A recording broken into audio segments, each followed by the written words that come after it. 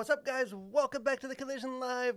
Daniel here, and I'm joined at the desk, as I always am, by the Santa's checking his list once to my Santa's checking it twice, Mr. Samuel David Kemp. What is up? Ho, ho, ho.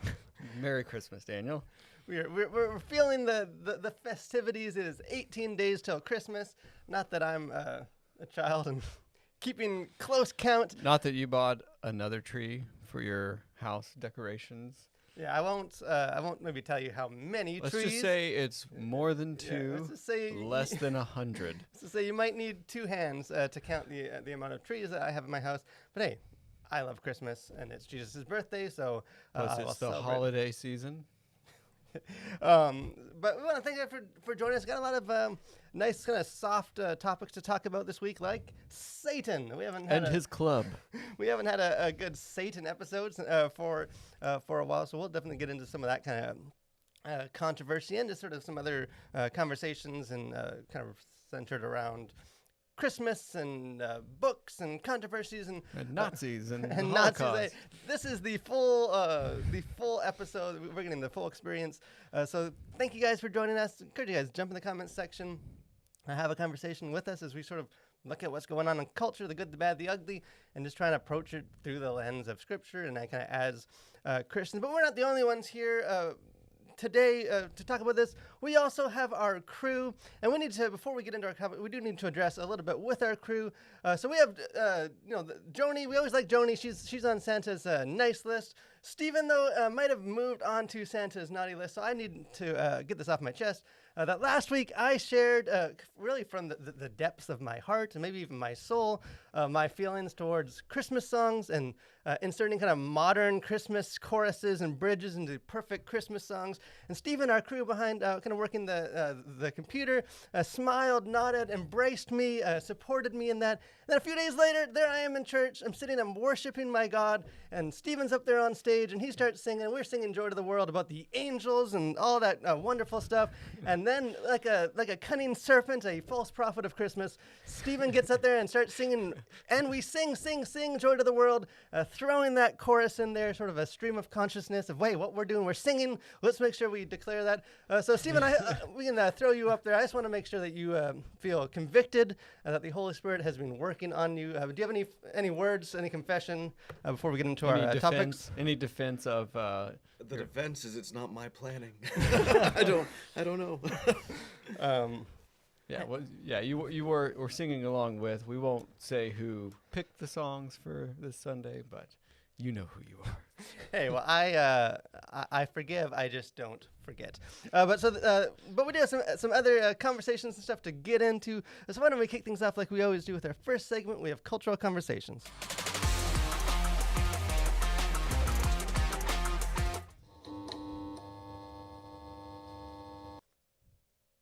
So Stephen, he's not the only one that's out there trying to ruin Christmas. Sort of every Christmas we have sort of the same narrative kind of comes up to the forefront of the so-called war on Christmas, and sort of that battle between the religious elements of Christmas and then like the commercial kind of secular holiday. And again, we're not going to necessarily get into the war on Christmas and sort the of forever war on Christmas. The forever war that happens like clockwork. But it is sort of this discussion that kind of comes up is like, what is Christmas now? Like, how do we celebrate it? Sort of how does the culture see it? How do Christians kind of keep that spirit of Christmas? And kind of touching on that, bringing that conversation back up this year. Tim Allen, kind of the comedian, the actor, he was sort of on the press tour promoting his recent Disney Plus show, The Santa Clauses, which is like a continuation of the Santa Claus, and there's kind of the film trilogy, which we were saying like it was 94 the first 94 one. It's hard to believe it. It's crazy that it's been that long since the first one. A great Christmas movie, but he was. They've kind of revived that, and now it's a show which I think has like maybe 2 more weeks of episodes before it closes its run. But he was talking. I think The Wrap was the outlet that he was talking to.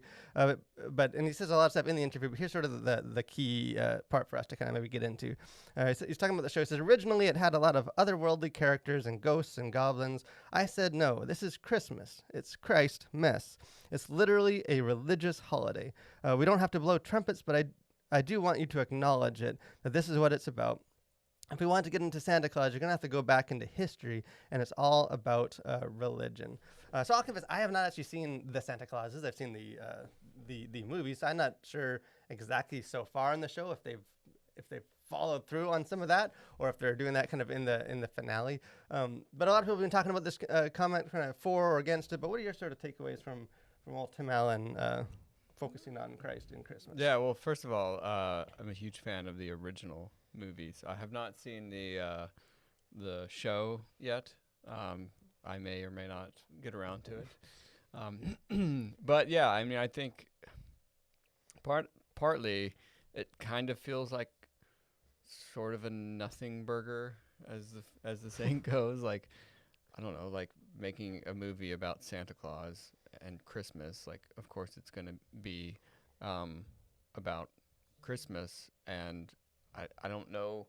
I from what I was reading, it seems like it's only a big deal because, like, let's say more conservative leaning outlets are trying to make it a big deal. It's like our boy Tim Allen is in there, like, doing the Lord's work and putting Christ back in Christmas, and it's just like, I don't know, it's a movie about Christmas. Like, of course, like, it's going to be about Christmas.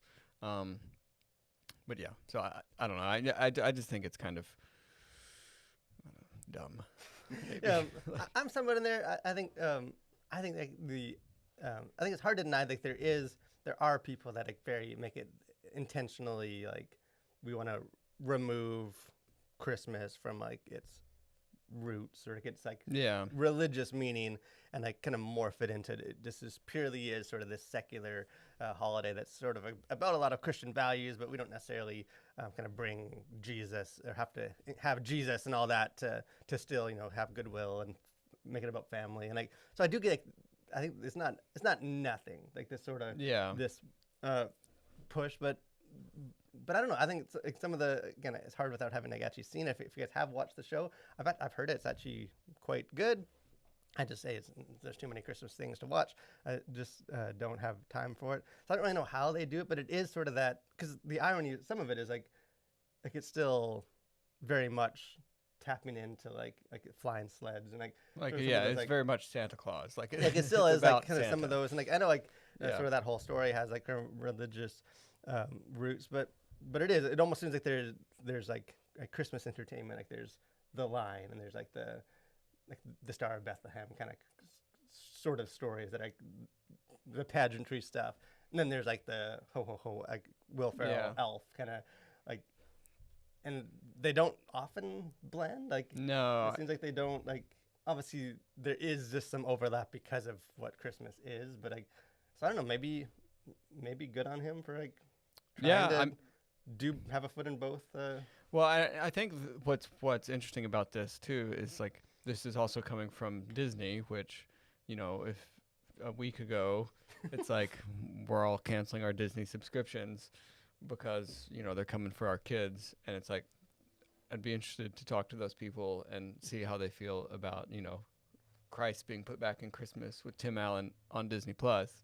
And so I don't know, I think it kind of highlights some of the issues with this sort of like cancel culture that happens on both sides of issues like this. Yeah, or just sort of speaking of like Disney as a one. Yeah, as a monolith, it's like the sort of Disney that framework. You kind of ends up just sort of you cherry pick to make it work. Obviously, Tim Allen is sort of one of those guys that is still out there, kind of speaking about these things and making stuff. Like, you're not like some kind of has-been. But hey, let us know if you guys think.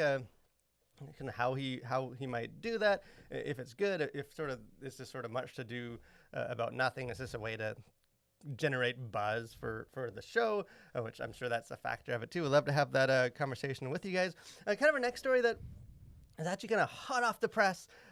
We kind of switched to what we were going to plan to kind of get into this a little bit. I thought you were going to say, speaking of, you know, generating buzz. Speaking of generating buzz and people angry and sort of that cultural clash, Kirk Cameron, who we talked about his sister last week on the show, and kind of one of the most outspoken kind of people out there in the entertainment industry, not really, I guess, not necessarily like mainstream, at least not anymore, but Hollywood adjacent. Hollywood adjacent. But he is out there, and he often kind of gets pulled into these sort of stories, and kind of trying to talk. He kind of speaks a lot on these sort of issues.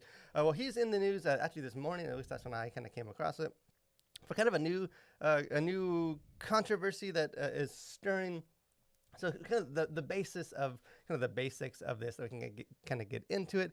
He wrote a new book, kind of a children's book that kind of teaches, as the way he describes it, like teaches like biblical values and wisdoms.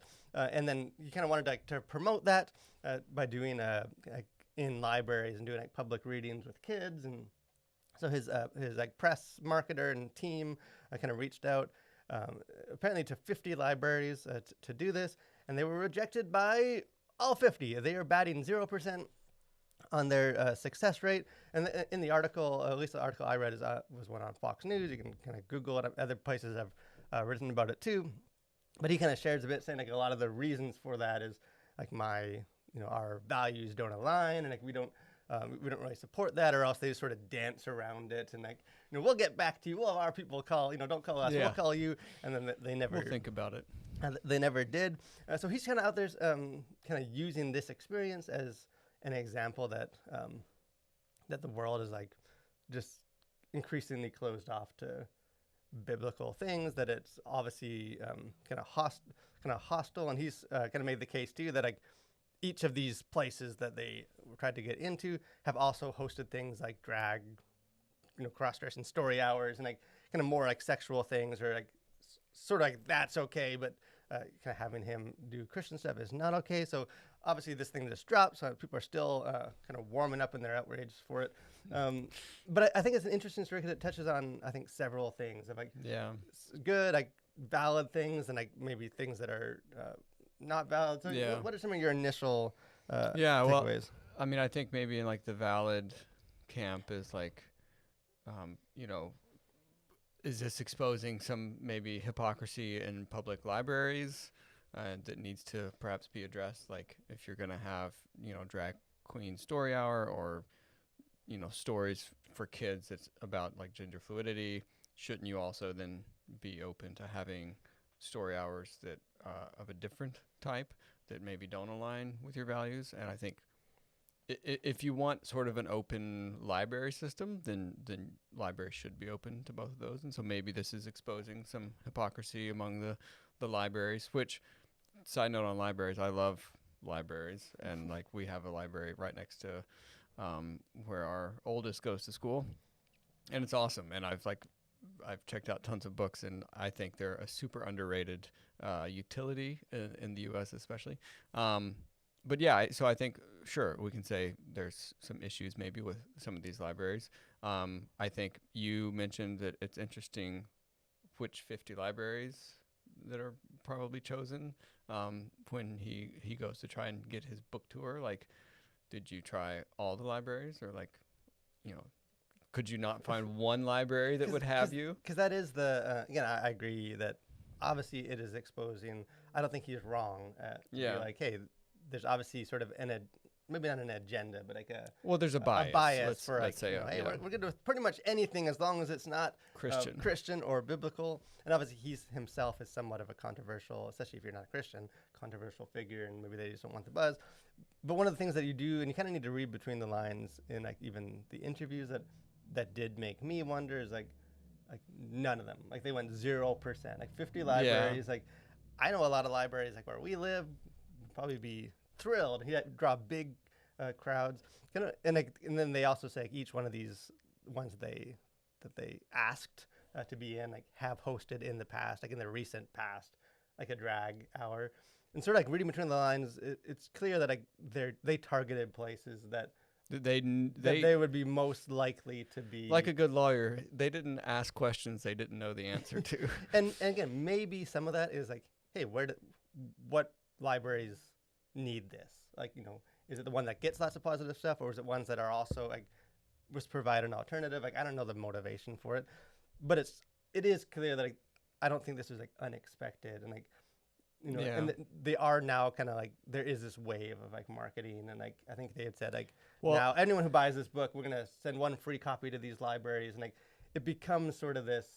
It becomes a capitalizing on great victimhood. if you wanted to sell a children's book.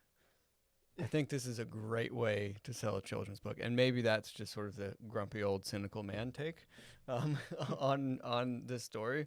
But like, I mean, he's gonna sell a lot of books now, and I think it's directly because of sort of this stink that's happened from getting rejected and sort of playing this victim card. It's sort of the Again, same like whenever a book gets like dragged into the like some school canceled it, banned it. then like it like it's- jumps to the number one. Like it's Right. the book that schools don't want you to read. Well, like as a publisher, I mean, you're seeing dollar signs because it's like the best thing that could happen to one of your authors is like the book gets like banned from certain places, and it's like, well, that's great because now suddenly you're going to sell a lot of that title. And so, I mean, this happens on regardless of whatever the issue is. Like a bunch of hype about a book is only good for a publisher. Yeah, such a guy. Obviously, he's a well-known, at least in the Christian circles, like a well-known like celebrity, but as like an actor, not as a author. Again, we don't know. Yeah, we don't know his again, we're not. motivation, like, I don't want to um, impute his motivations in this, or even but- that he's not right to call attention to the fact that like Yeah. schools. It is alarming that like a school is like way more open. At least these schools like to have like a drag story hour than like, for like young kids than it is for like to have like a biblical biblical thing. Monty in the chat says a cynical take. Hey, we try not to be too cynical. Likely true, appealing to grievance and victim culture, and that is sort of what Yeah. my like. I think there is valid stuff in there, but there is a tendency to sort of fall into this like cultural victim. Like a lot of the cultural war stuff is almost based on like being a victim to something. Well, like Yeah, I mean, and I think what we're seeing now, sort of, let's just say, like, as the culture war has matured, it seems almost exclusively for like it's only being used as like a marketing tactic and a way to sell whatever it is you're hawking. Like if it's a book, if it's a new TV show, if it's a movie, like you just sprinkle some culture wars on it, and now you can sell a lot more of it. And so I think, I don't know, maybe the only silver lining in all this is like hopefully we can move past a lot of these problems that I think we're seeing and sort of inflating, I think. And a lot of these issues I think do get inflated for the sake of clicks, for the sake of selling whatever. And I don't know, hopefully this is sort of the life cycle of the culture wars will be coming to an end, although I doubt it will. Like, as long as there's money to be made, like, people will continue to sort of push whatever narrative sells clicks and, whatever they're selling. Yeah, so I guess maybe my two takeaways are just one, yes, there is biases. There is, especially children have become increasingly sort of like the battleground. casualties, Yeah. the battleground, like the children's stuff. I think what he's bringing up, what Cameron's bringing up, is 100% true. Like it should be something that as Christians we're aware of and that we're engaged in. But the second part is just maybe avoid being too swept up in because there's a version of this whole thing that isn't at all an outrage, where he goes to a bunch of schools and they all accept him and make a big deal about it. This was designed almost, it seems, to be sort of this outragey thing. And I think that will kind of overshadow maybe some of the actual points. But anyway, let us know your guys' thought. If you guys have any other perspective on that, or again, the story just happened or it just dropped. So maybe we'll see next week. We can follow up on kind of what comes from it, because we haven't seen like the aftermath. Real quick, one other kind of cultural conversation before we get into like our main story. Hey, we haven't even got to Satan yet. We still our big story, and I don't want to spend too much time on this because we did talk about him a little bit. Maybe 2 weeks ago, the artist, the man formerly known as Kanye West, now known as Ye, but I still call him Kanye just because, hey, old habits die hard. But he was back in the news because, hey, he's always in the news, but kind of one-upping himself. So he's sort of doing a bunch of different interviews and podcasts and things, and kind of made a lot of these quotes that went viral with him praising Hitler kind of doubling down on a lot of his like anti-Semitic kind of hate speech, and thinking of the Nazis. No one brought more value than Hitler did to this world, and that was the thing that was said. Yeah, things that you need to like I had to go find the actual clip to be like, surely this is like, this is not the actual quote, or this is being manipulated. But no, and even Alex Jones said, "Wait a second, like, are you telling me?" Let's not get crazy here. Yeah. Again, we don't need to get into, because we've already kind of talked about it on this show, like into like maybe the actual like the anti-Semitic stuff, and like which obviously is sort of this hateful speech. But kind of the thing that is with this whole situation, or one of the things at least that's kind of stands out to me, is just like the way that like as Christians at least we engage with celebrities, and like one of like the double standards I think that I've seen is like when he was doing his like Sunday services and like kind of proclaiming the gospel and stuff, like widespread across Christian circles about like because he is such a we need to like pray especially for him because of his influential position, and like he has the ability to reach and influence so many minds, and we sort of evaluate or affirm that. But then like once you start saying terrible stuff, a lot of those same kind of Christians, it's sort of almost like, nah, it's just Kanye being Kanye. No one really listens to that stuff anyways. Like he's just sort of a spectacle now, and like it's like suddenly now like he has no influence, and like I don't know, am I crazy? Like, no, double standards. No, I definitely think so, and it just highlights the problematic nature of sort of celebrity culture in the church, and like, is there a solution for it?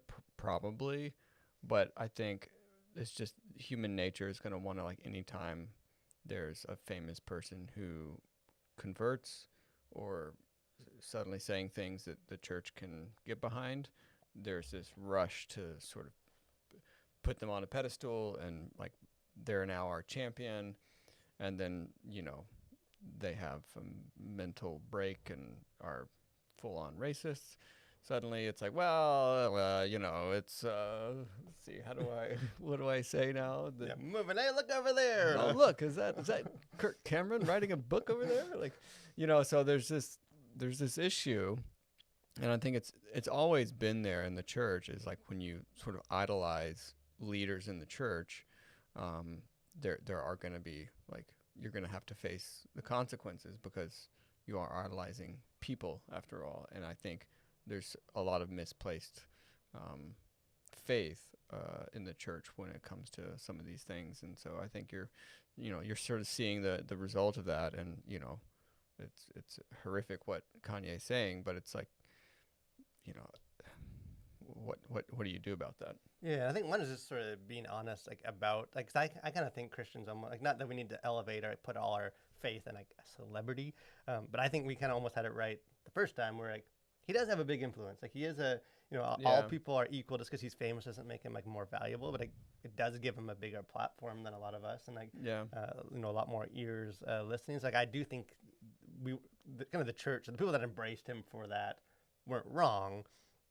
I more have issue with like, but also be honest about like when that platform is used poorly, like don't just sort of move on to the next, like kind of cast it away, like leave the mess behind, and address these problems head on. Don't just sort of like quietly stop talking about it, and people who embrace him, I think, should like step forward and just call out what he's doing and the sort of racism that he has, so that people are clear that like don't leave like things open for interpretation, I guess would be the thing to do. Yeah, and it also, I think, it sort of shows that like a lot of the investment that like Christians had in him was like as a tool. Like it's like this helps us. This is on our side, and like as soon as it starts going south, it's like cast it off. Yeah, get off that boat. Look, quick. Who's the next? Is Chris Pratt still out there, or is he messed up too? Kind of move on. So I don't know. I think the whole Kanye thing is just a complete mess. But I do think it is something that as Christians we should speak out about, and like should have conversations about and kind of work through.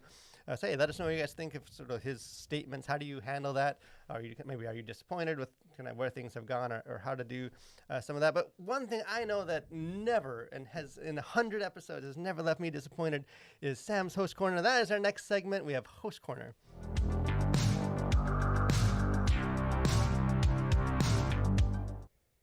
Well, since it is the holiday season, Christmas time is fast approaching, I thought I would share a little holiday cheer, and this is a recipe, one of many recipes. I'm sure there's a number of ways to get to this decadent hot chocolate made famous by Angelina, which is a famous cafe in Paris, and it's basically like drinking solid chocolate. And I think I don't know if I sent you the recipe or not, Stephen, but I'll put it up here. The recipe is 220 grams of chocolate, half a cup of cream, that's heavy cream, half a cup of milk, or a cup and a half of milk. We use whole milk, a teaspoon of vanilla, and a teaspoon of brown sugar. You just warm this up, bring it to a nice simmer on the stove, stir frequently. We do this like pretty much every Christmas, usually when we're decorating for Christmas. And like you maybe need like a quarter to a half cup before you're just sick, because it is the most rich hot chocolate you'll ever have, and it's delicious and amazing. Top it with some homemade whipped cream. If you do that, it is absolutely perfect. So I'll leave that with you and your families to enjoy this Christmas season. Now, I feel like the whipped cream is a nice touch. I feel like this didn't quite fully scratch that sweet spot itch that he just had a little. It is actually like it's like super super heavy, right, with all the chocolate. But if you put the whipped cream, like some good homemade whipped cream on top, it is actually like the perfect balance of like super rich chocolate with the whipped cream. I think it needs it. You really should have it with the whipped cream. Yeah. Otherwise, it's just a super heavy, like you're gonna vomit after like 3 sips. Hey, maybe. But it is so good. I think next week for our next live stream, maybe Sam will make some of that, and we can all get sick. Live on the air as we're. We'll have a cooking hour. Holiday delights. But one thing I do know also makes people sick is the attack that there is going on children, especially in the school systems, those sweet, innocent, precious kids. So kind of I don't know if it's necessarily like the biggest story. I don't know like how widespread. I've seen it popping up. I think a lot of people just aren't aware of this. But a story that I think itself is interesting to talk about, but I think it also becomes like a helpful thing that like, as an example of like bigger cultural issues and like how to engage in culture. So this is sort of it's a crazy this is a crazy story. So again, we're both parents. We both have young kids. Kind of after school like enrichment programs are just like a staple part of like the school experiences. My kids, they've done wrestling, they've done basketball. My wife's a teacher. Today she has after school art club. But now there is a new option. If your kid's not into sports or art, well, they can maybe try out the after school Satan Club. So this is not an Onion Babylon Bee, like, not a parody. There is, I think this actually maybe yesterday or the day before, one of these just opened in like a California school. And I think I saw there in Virginia as well. A few schools in Virginia are also promoting or now have made available the Satan Club. the Satan Club. So it's a real thing. Tell me more, Daniel. This is not just I don't think necessarily like every school is going to start having basketball or Satan Club, but it is sort of spreading. So this is put on by facilitated by the Satanic Temple, which is distinct from the Church of Satan, although easy to confuse the two. I could see that the two, although they do they essentially have a lot of overlap. So it is we'll get into what do we do as Christians with when start offering Satan clubs at school. But it is important to note that like neither the Satanic Temple or the Church of Satan like actually believes in Satan and or worships Satan or worships or at least not directly in the way you might think of it, like satanic worship. They just sort of use the imagery, the name as like a kind of an anti to separate it from. We're the opposite of sort of this like superstitious religion. Here's how like the Satanic Temple on their own website. Here's how they explain like kind of what they are. It says to embrace the name of Satan is to embrace rational inquiry, removed from the supernaturalism and archaic tradition-based superstitions, aka religion. Satanists should actively work to hone critical thinking and exercise reasonable agnosticism in all things. Our beliefs must be malleable to the best current scientific understandings of the material world, never the reverse. So essentially, like both like the Satanic Temple and the Church of Satan are essentially atheism in the close of religion. Like they're just promoting a lot of what an atheist would promote, but they kind of do it in a way that sort of, they have more structure of like Satanism or like religious stuff, and like there's like a satanic Bible and just sort of how they organize things. So really, that's what these clubs are. Is it's not necessarily that like they gather these preschool kids and like start drawing like pentagrams on the ground and like lighting candles or anything. Like it is sort of this. It's not the occult. It's not necessarily or at least like directly the occult, or is it? But it is very much like a pro rationality, which is to them the same thing as like anti religion and faith and belief in God. So it's pushing atheism, not necessarily kind of spirituality. And as far as these things were, I think it's become controversial because schools kind of can't do a whole lot, at least depending on where the school is, because these after school Satan clubs, which happen obviously after school, I think like in like elementary cafeteria, which makes it like, at least the one that I was reading, like, makes it even more icky and maybe alarming. But they target schools that also have like Christian clubs or like various organizations. They're trying to provide like an alternative to it's like the reverse perspective of like Christians making like alternative entertainment to Hollywood. Like it's their way of like, hey, we need to also give kids what they see as the truth. A lot to get into with the after school Satan clubs. But what are some of your sort of maybe initial thoughts for like how alarmed should Christians be? Like, should they be alarmed? Like, how do they engage with this? Well, I mean, I think anything with like Satan in the name is going to trigger alarms for most people. Again, like if you read from their website, it's like, oh, like rational thought and thinking for yourself. Like these are good things. Like I think many Christians would agree with, you should learn to think for yourself. You should be rational. So, is it really a danger, or is it kind of a big troll that is just like rationality kind of disguised as a religion to help kids think and process and be independent? I don't really know, because I have zero familiarity with either of these. You haven't attended? I have not attended a meeting. I have not looked up my local chapter yet, but I think it's one of those things where it is, it's kind of tricky, because it's one of those things it's not being forced on anyone. Like they have the right to form after school clubs. Like you can have all kinds of after school clubs. And so in that regard, like you can't really do much about it. But I could see there being some issue just because you couch it in this sort of satanic religion. That's sort of, it's like, well, even if the Satan Club doesn't believe in Satan or the spiritual nature of things, like a lot of people do, including Christians. And so there is that like, yeah, but it's still like the Satan Club.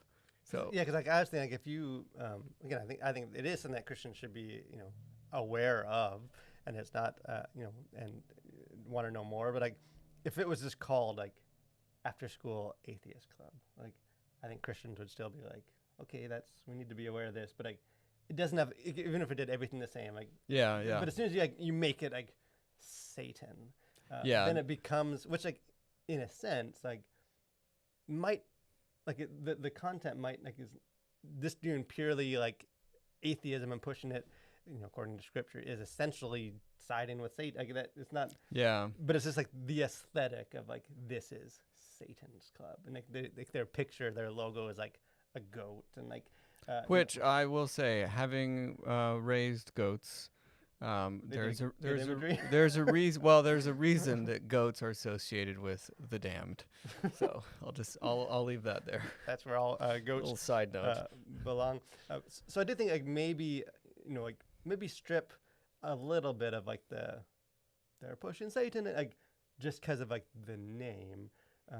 Yeah, I mean, I think that's the thing. It's like, I think the thing to be aware of is like what is this standing for beyond the name of it, and so it like I don't know that it's as like it's not as scary and occultish as maybe it sounds, and so I think parents can be aware of that. Not that like, because I could see like a parent teacher conference where like a really upset person is like going on a tirade about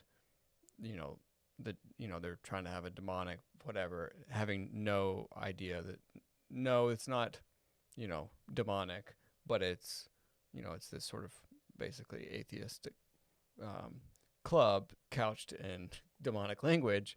And so like it's one of those things where I think it comes back to realize what is the issue here, and not like the headline, and it's like attacking the headline when actually that's actually not the problem. The problem is like what's beneath the surface, but most people don't. And like go there. the irony is like if they change the name, like they probably have way more success. Like I think even someone that doesn't believe in God isn't necessarily like, oh, maybe my 4-year-old, I gotta work late. Why don't they send her to a Satan club? Like there's something even to like atheists. I think that unless you're like it's a very militant like religion poisons everything kind of atheist, then like the imagery, the name is actually not doing it any favors. But I think you're right. Like I think the issue is that schools and like the world, the unbelieving world, is like trying to influence kids to not believe in God, and like that's been the case for a while. Like that's not necessarily new. Obviously, like the imagery of it is maybe alarming. And like, again, some of the like obviously parents need to sign off to have these clubs. Like they need to like sign off for their kids to go. So in this after school, so it's not necessarily that a bunch of like kids are just gonna walk into these. Mostly they're just gonna get atheism pushed on people from their worldview of their parents, like that we want them to go this because this is what we believe. So maybe it's not necessarily anything new. But another kind of aspect that it does touch on though is this like the messiness of like sort of this like religion or worldviews in the school system, and like kind of this like pluralistic, like because like on one hand like Christians are very much, we've been fighting this battle to like prayer in schools, or like some of these things like we very much want schools to allow like faith and beliefs to be expressed, and this sort of shows why that's sometimes like a messy thing of like what we really don't want like freedom of worldviews. Like we want our worldview, but like we do need to discriminate against other worldviews. And it sort of shows why maybe it sort of that why that separation exists. Well, and I think that that kind of goes back to the founding fathers, like the separation of church and state. Like you see, this is a great example of like why that is important, because from every side, most people in practice don't really want free speech or separation. They want their side to be in control, like, and they want the speech that they like, and they want the clubs that they approve of. And so, and I think that's just sort of a universal human tendency, is like you don't really want free speech. What you want is speech that you approve of. You don't really want separation of church and state. You want separation of state and those other churches. It's like it's okay if the state is cozy with my church, but as soon as it goes and gets cozy with, other religions or other non-religions, then, I have a problem with that. And so it's always, you're always in favor of those separations, except for what you hold dear. Because this is like a lot of like there's boy or like outrage or like not riots, but like protests against the school board, but like they're kind of handcuffed, like legally. Right. The Yeah. same you laws cannot, that were sort of yeah. established to allow these like Christian groups to go in there and offer Christian Bible studies and stuff after has just opened the door, and like obviously like, these kind of atheistic groups are just taking advantage of the fact that they can get away with doing that.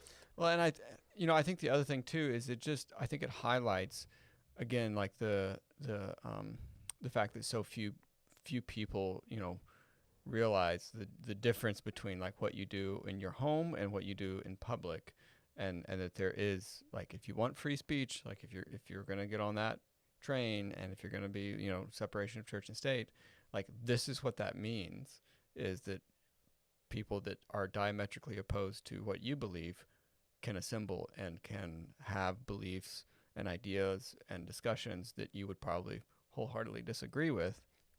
And so I think it shows that maybe the church has not done as good of a job of equipping the saints to be in the world and not of the world. And so I think it exposes some of the inadequacies, I guess you could say, of the church to live out before the world the gospel, and not just sort of, I think there's been a lot of like clinging to sort of this cozy relationship that the church has had with the state for a long time. Yeah, I think it also is the importance of like discipling children to be able to handle these things. Yeah. Even even at school and like elementary, there's Satan or atheistic clubs and things. Obviously, the church does need to step up. But hey, let us know what you guys thought. Is it alarming to you? Is it just sort of essentially not a big deal, or is it somewhere kind of in the middle? Love to have that conversation with you guys. But just sort of final thoughts. A couple of, let you guys know a few reviews and things. We've had a lot of reviews. A lot of movies have been coming out. I just did a review for the Netflix original Scrooge, A Christmas Carol. Nowhere as good as the Muppet version, but hey, if you want to try something different, check out that review. You'll be glad to know that my 3-year-old was watching the Muppet Christmas Carol yesterday as Carrie was editing your. Did it warm her heart? It did. Yeah, it did. Or did she loved it? Okay. No, she liked it. Okay, I thought I I liked that kid.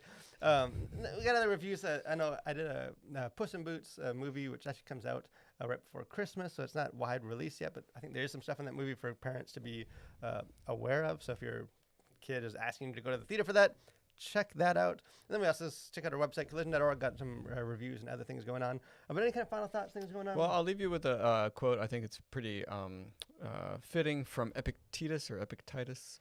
It says, "It's not things that upset you; it's our opinions about those things." So, Right. There's some wisdom to chew on. But okay, we hope you guys have a great week. Hopefully not spending your week singing modern Christmas choruses in traditional songs, but however you celebrate, the right way or the wrong way. Well, hope you guys have a great week. Hope you guys will join us next week. I think it might be our last episode of the year, so maybe we'll be all festive. So stay tuned for that. It should be a fun Christmas festive episode. But thanks for watching, guys. Stay safe and continue to collide with your world for Christ.